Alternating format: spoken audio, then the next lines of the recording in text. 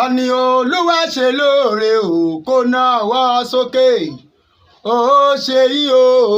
ó ṣe yí o yèyé mi Àdùnní Akínọlá ìdúpẹ́ lọ́wọ́ Jésù olùgbàlà o hallelúyà ìwà dúpẹ́ ṣé bọ́nìyàn ló kọ́lé alájà mẹ́fà tó jáde láyé ìdúpẹ́ lọ́wọ́ Jésù olùgbàlà o olúwa mọ̀ ṣeun o olúwa mọ̀ ṣeun o àóyè o olúwa mọ̀ ṣeun o. jésàrè àróhùn yọ yèyé mi ujésàrè o àróhùn yọ yèsì ò gbọ́dọ̀ fọwọ́ kan mọ́ bókun ujésàrè àróhùn yọ ìjésàrè o àróhùn yọ yèsì ò gbọ́dọ̀ fọwọ́ kan mọ́ bókun. yèyé mi Akínọlá o yèyé mi Àdùnní mo yìn kú oríire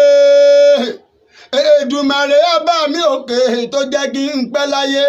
á jẹ́ kí n gbó bí olúgbógbó tìrìgbó á jẹ́ kí n gbó bí olúgbógbó tìrìgbó á jẹ́ kí n gbó bí àwọn àgbàkàn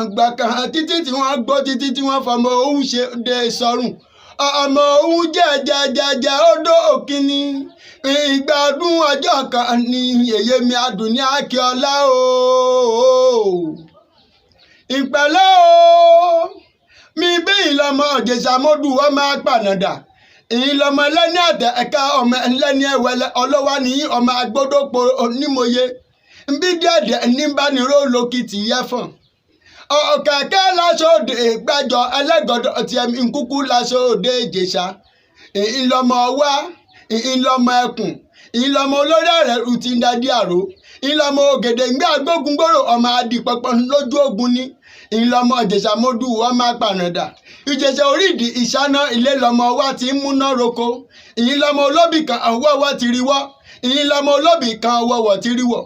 obì yẹ̀dà wọ sígbó yóò dà wọ̀ sápò òrin dandan ni ó dá mi lójú ìgbà ọdún ọjọ́ kan ni Èdùmàrè o. Happy birthday to you, long life and prosperity. Ó dá mi lójú torí ọdọọdún là ń rórógbó ọdọọdún là ń ráwùsà ọdún kò ní dùn láyé ká má rọmọ obì lórí àtẹ ọdọọdún ní là ń sogún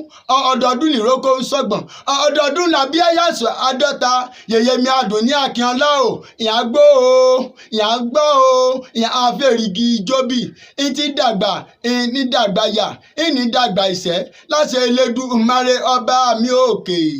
Mi ọjọ́ lúlá ọjọ́ tó ṣe pàtàkì lọ́jọ́ àbí yín sáyé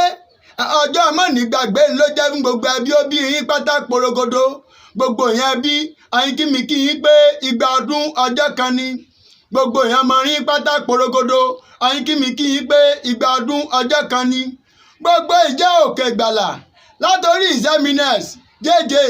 bàbá mi aládùúrà ọdẹ nìran wọ́n ní kí yín pé ìgbà ọdún ọjọ́ kan ni gbogbo ọmọ òjò òkè pàlàpàlà porogodo wọ́n ní kí yín pé ìgbà ọdún ọjọ́ kan ni yèyé gírèkì wọ́n ní kí yín pé ìgbà ọdún ọjọ́ kan ni yèyé àbátan wọ́n ní kí yín pé ìgbà ọdún ọjọ́ kan ni ìyé ìwé wọ́n ní kí yín pé ìgbà ọdún ọjọ́ kan ni wòlíì Friday wọ́n ní kí yín pé ìgbà ọdún ọjọ́ kan ni Mr Isaac àbátan wọ́n ní kí yín pé ìgbà ọdún ọjọ́ kan ni yèyé mi Victoria ọlọ́pàdé igun ọ̀ìkími kí n pé ìgbà ọdún ọjọ́ kan ni gbogbo ìyẹn akọrin pátá porogodo ọ̀ìkími kí n pé ìgbà ọdún ọjọ́ kan ni gbogbo ìyẹn evangelical ministry ọ̀ìkími kí n pé ìgbà ọdún ọjọ́ kan ni